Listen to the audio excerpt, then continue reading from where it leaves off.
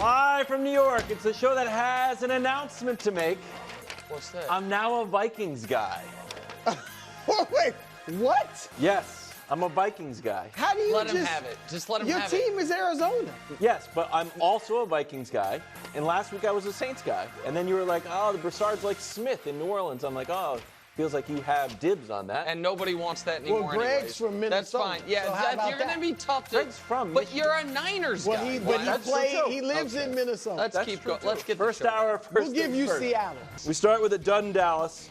Ended with a bit of a comeback. Cowboys fall to 1-2 as the Ravens run over and through the Dallas defense. Tempers and frustrations flared. Yeah, a lot there to unpack. Brou, your reaction and eventually a grade, if you could. You want the grade. All right, let me react to Micah. First of all, he said I shouldn't be telling grown men to be accountable, but he spent the whole 5 minutes of his presser holding grown men accountable. Nick, I didn't see, and I watched the whole thing, I didn't see him once. He mentioned I a couple times, but it was in a different context, I felt. I didn't see him once say, I got to do this. I have to be better. I have to look in the mirror. So I don't think that's going to sit well in the locker room because he should have taken some more accountability. I think it's poor leadership and it's a lack of accountability by the best player. Secondly, you're Superman, Micah. You're supposed to be Superman. Correct. When you start negotiating your contract, or you probably already did this offseason trying, you're not going to be like, hey, I'm just one of 11 doing my role. Let me do my part. You're going to be like, I'm Superman. And he is supposed to be a game wrecker a la TJ Watt, a la Myles Garrett. All right, we see a la Max Crosby, other guys wrecking games. All Trey right? Hendrickson. Yes. A lot of the best edge rushers this year have wrecked at least one, if not two games or a game and a half. Yep. Mike is yet to do it. He hasn't wrecked anything. In fact, and this is related to my grade, let's look at this graphic of Micah's lack of production. You see, the previous 3 years of his career, he's essentially in the top 10 every year in sacks and tackles for losses. Yeah. In 2022, he dropped a little. Yeah. This year, one of each. And look at that. 119 guys have more tackles for losses than Micah. 59 guys have more sacks. And I'm going to get those one tackle for loss. That was in the first game. Week one so against last Cleveland. 2 weeks, he has yet to have a sack or tackle Correct. for loss. So I need Micah to be Superman. So he's had a drop-off. That's a hint. Drop off. What's that? All right, second thing. Get it? Jerry Jones. I don't. Oh. Jerry Jones, and I'm not going to jump on you, Nick, but you don't think the running backs are important. I do. We're gonna. Get And neither does Jerry Later Jones. on. That's You're later doing the on, whole bro. show. Well, let We me need just a say, grade. Derrick Henry ran for 151, Yeah, and he wanted to be a Cowboy, and y'all didn't want him. Yeah. So Derrick. Oh, That's a hit. now I'm getting Derrick. it. Oh, It gets a drop little off. slow. Derrick. Drop off. Oh, so now. And look, let me say this. It was hard because for 3 quarters, they looked like a clear F. And then they obviously rallied, had a chance to win. Could have won. But I Not put coulda more won. of that on the Ravens' Yeah. complacency and that's just fair. utter foolishness than the Cowboys' ability. So D for drop off of Micah and D for Derrick Henry, Okay. who should be a Dallas Cowboy. Wow. All right. Well done across the Dak board. escapes on that. Yeah, I was gonna say Dak. Right there there. was there. Yeah, you're right. He Yeah, definitely that escaped. maybe would have. I didn't want to better pile than on. drop That's off, fair. but that's fine. So the grade's totally fair. I think on this show, I'm the one person who most often defends Micah. I think and it's not like anybody really attacks his play prior to this, but I think the podcast people have a bigger issue with than I do. Sure. Some of the comments. I thought this post-game press conference was indefensible, given lining up with what he did, what he said with how he played. So before we roll the tape, I just want to make some clear. what he is, I think, describing there repeatedly is guys not playing kind of almost nerdy football ease, not playing your gaps, not playing your assignment, and then you try to do too much, and then the guy goes where you were supposed to be. You're out of position. And granted, I'm not in Mike Zimmer's meetings, but I watched the beginning of this game. And on the first play of the game for Baltimore's offense and the last play of that first drive for Baltimore's offense, to me there was one Dallas Cowboy who was clearly trying to be Superman and screwing it up. And we can show it to you. Watch the bottom of your screen, watch 11, Micah, and watch where he goes and where Lamar goes. Oh, wait, that was the guy who's supposed to hold contain, I think. What about on the touchdown? Watch Micah, where he goes. That's... Now, again, I'm not in the meetings, but typically it's that edge guy's job to keep contain on the zone read, particularly against Lamar Jackson. And from the very beginning of the game so to me, that's what made the comment so galling, was at the very least, you were part of the problem you're talking about, if not the primary piece of it. And the other one is what Brou said. We're going to talk more big picture about the Cowboys throughout the show. But it would appear right now, I personally way overvalued one part of their team. I might have undervalued the importance of the running back, which we'll get to. But I thought they would have an excellent defense because they consistently have an excellent defense. And while they lost a lot of pieces on offense over the offseason, they didn't lose as many on defense. And so I'm like, okay, well, Micah's entering his prime. They're getting Diggs back. They still have DeMarcus Lawrence. Like, they spent some mid-round draft picks on these guys. I think Zimmer's good. You know, I don't think he's a big drop-off from Dan Quinn. I think from defensive coordinating, he might be better. We'll see. And this defense is a laughingstock right now. Yeah. Giving up 500 yards rushing the last 2 weeks. Not great. And so I think a D is more than fair, Brou, and you're right. It was trending towards a massive F. Absolutely. And then they have this furious comeback that, almost that had to make Baltimore nervous, but they still end up with a third straight loss at home and their third loss in their last 4 games, if you're dating back to the last postseason. Dak threw the ball 51 times for almost 380 yards, 2 touchdowns, and a rushing touchdown. In the tunnel, he gave the okay for people to jump off the bandwagon. I didn't hear the please the first time around. Okay, are you ready to jump off the bandwagon? You were supporting the Cowboys. So, listen, I don't think the Cowboys are a bandwagon team. Yeah, it's kind of odd. It's kind of a weird thing. Like, they are... I think they have bandwagon haters, not bandwagon fans, if that makes sense. I put myself in that category. You know what I mean? Like, I don't think there's a lot of, Johnny-come-lately Cowboy fans. But I think there's a lot of people that take a lot of schadenfreude in their, when they're not doing well. Sure. So I also think that there is a lot with the Cowboys of, just adding to the external pressure and noise with these types of things that they don't need to do. Jerry's going to do it. The players don't have to. But as far as am I ready to abandon them as a playoff team, I'm not. I still think that, I think in 4 days they're going to win because they always beat the Giants and they'll be settled and steady. And I also think, and we'll talk about this more later in the show, there's only one team in the whole league that I actually think's really good. And so everyone else that has a lot of talent, I think is going to be fine-ish. But Brou's concern about the running game totally is being bared out. They are a team that is, to me, and the biggest problem with the Cowboys with the running game wilds is not their lack of running, it's their inability to stop the run. They're both problems. Yeah, a little combo. They're built a lot like the 2000s Colts. We're going to play on a fast track. We're going to get a lead. We got a superstar receiver, and then we're going to unleash our pass rush. But those teams, if you don't get a lead and if you and the other team feels like they can run on you, you can get gashed and get bullied, and get pushed around. And so right now, they have not lived up to the expectations that I had them before the year, which, by the way, was just win the division and make it to round 2 of the playoffs. Not like I had them going super deep. But they have been, to me, one of the more disappointing teams in the league thus far.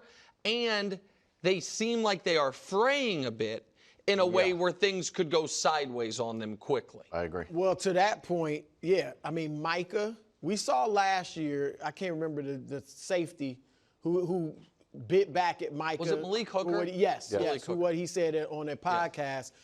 Yeah. And now with Micah talking all this stuff, to Nick's point, they're going to see that in film. Yeah. Unless he was doing exactly what he was supposed to, which didn't look like it, they're going to see that on film, and they know you were the guy calling all of us out. All right, so, and you're the guy that's about to get, we think, $35 million a year. Mm-hmm. And so, yeah, Nick's right about the frame. I didn't pick them to win the division. I feel good about Philly doing that. But I did pick them to make the playoffs. I'm not going to jump off of that just yet. I want to see this Giants game. Now, I know the Giants, I'm not saying they're very good. Daniel Jones has obviously played better. He's got a weapon now as far as a receiver. And they just won, and if they had been smart enough to have a healthy kicker, they probably would have won week 2. Yeah. You know what I mean? So like could be 2-1. And they ran the ball well yesterday. Mm-hmm. All right, so if they're smart, they're going to try to run the ball down Dallas's throat. And, Nick, to your point, like, how fixable is the defense? Now, obviously, Micah can play better. We think he will. But they're small and fast. But that's kind of built. Now that teams are running that football down their throat. Well, and with the whole league almost running more. being teams more physical and those things. Go ahead, Wilds. When we were previewing this game, we kicked around the idea that the Ravens might have a season from heck. That like, this could go really south. I said season from hell, but yeah. How dare you? Yeah. But then you kind of laid out a few reasons. I was like, that makes a lot of sense. But then when it flipped early on, I was like, hold on, are we sure Dallas this that is not could be Dallas? happening? So this is the things that you kind of, I did my own version of what you did last week. Sure. Disappointing end of the season. Check. Lackluster offseason. Check. New defensive coordinator. Check. Dallas has this one on their own. Teams straight up questioning the effort of their teammates. Yep. That's not in Baltimore. That's there. And then you go through their last good win was when? They lost to the Ravens and the Saints. Beating the Browns Detroit might actually be terrible. Packers was terrible. Commanders were tanking. The Lions, I don't really count We felt like they got outplayed, but they did. In the Lions, they won that one. Yeah. They lost to the Dolphins and the Bills before beating that. the Eagles before that. And the Eagles. So it's the Eagles or that Lions win that was kind of funky. I mean, I know you can do that with a lot of teams and turn W's to L's. But it's starting to stack up, and all of a sudden, if you're not willing to just give the Dallas Mike McCarthy stamp of approval like you proved in the regular season. The coach is a lame duck. He is historically with this team really good in the regular season typically, and I think I don't think the NFC East is a strong division, which is one of the reasons that I'm not panicking. But what I will say is this: the best teams in the league. I'll use my Chiefs as an example. Oh, sorry. thanks.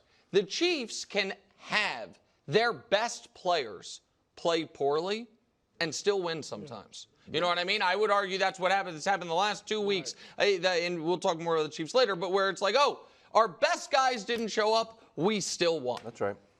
The worst teams in the league don't have best players. They're just like, their best players are just guys.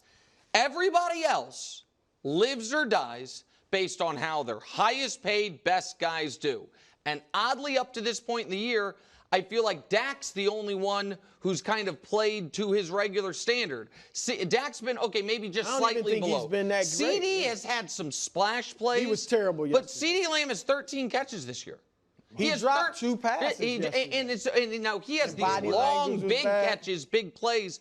But they were talking before the year about targeting him 12 to 15 times, 12, 15 touches a game. So CD has 13 catches on 24 targets for the season. Micah has 1 sack and 1 TFL. DeMarcus Lawrence has not done much as of yet. Trayvon Diggs has not done, so when you look at salary cap and stuff, the Cowboys need their stars to play like stars. To your point, though, Nick, Dak, as good as he is, cannot carry a team on his back without a run game. And they got one of the worst run games in the league right now. So with CD, they know they're throwing. And teams are able to, go after him because they know the run. They have no fear of the run game. CD's the only person on the Cowboys with a run longer than 10 yards. Not a pass. They don't have a running back averaging 4 yards a carry. I'll tell you what, this A block so far. Boy, they could use Tony Pollard. Yeah, see, here we go. He had 14 yards yesterday, Brou. Brou, he had 14 yards. Today's not the day to say Tony Give him a Pollard. quarterback and some receivers, and he'd be doing I thought it was going nicely. Reigning MVP now 21-1 against the NFC. That's pretty good.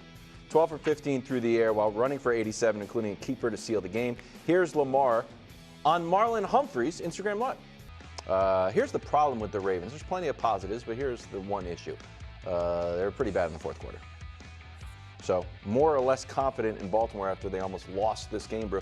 Can I say something? A little peek behind the curtain, if you will? Go ahead. I don't want to spoil it for you if you're tuning in. Maybe you'll make yourself a sandwich. There's no sandwich coming. There's no purple Jordans. He was wearing his regular hard-soled shoes here because you start not to believe in the Ravens. No, it wasn't about the belief. Well, if you're not bringing a sandwich here. No, he was disappointed Well, in where's him. the Let him go. Since you want to take people behind the curtain, let me really take them behind. Because you know a little bit here and a little bit there, and then you don't know this, you don't know that. Yeah, the Jordans were coming. The robe, the sunglasses, the sandwich, and, of course, the soda pop. Yeah. All right? Up through early in the fourth quarter, Hubs and I are texting, yeah, we going to do this, but he's got some new Jordans for me I haven't even seen, all right? Yeah. And as this game got closer and closer, I said, you know what? I can't celebrate this mess. Wow. I will not go out there. I look idiotic throwing my feet up on the desk after that fourth quarter. People are making a sandwich like, hello? Yeah, I can't do it. So, look, I'm obviously sticking with my pick of them winning the Super Bowl and all that. But I'm going to be – and the win was good. But I'm a little less confident than I was going into the game. And I said if they went to 0-3, I would still be with them. And I meant that. If they had lost like a close game, right, and played the whole game was close, I might have felt better. 0-3 would have been tough. I can't say I feel better because that's so hard to overcome. This was almost a full-blown collapse. Yes, and the thing is, this is what they do. Yeah. Harbaugh has more double-digit leads blown in the fourth quarter than any coach since at least 1991. Can I say something about that? That's 9.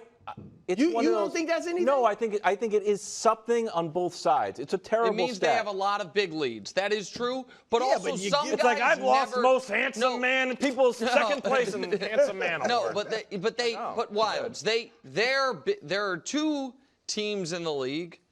You know what? I'll say there's one team in the AFC that it feels to me that's supposed to be a really good team.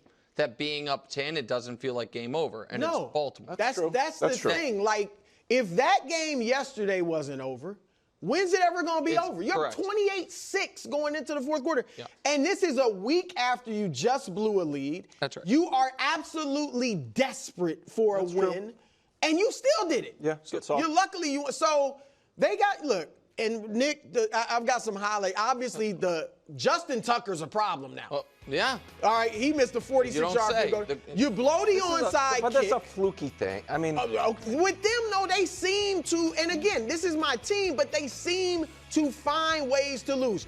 Look, I mean, how do you blow that? That just goes through your ex. Then you see the first touchdown, or in the fourth quarter for Dallas to Tolbert right here, just wide open. I jumped on Nick because they blew the coverage against the Chiefs. They might be blowing coverages. Right. Like, maybe that's who they – like, that's ridiculous. Yeah. And then the last touchdown, Kevontae Turpin, we're about to see it here. The defender just falls. Yeah. Look, I don't know how close you can get on that.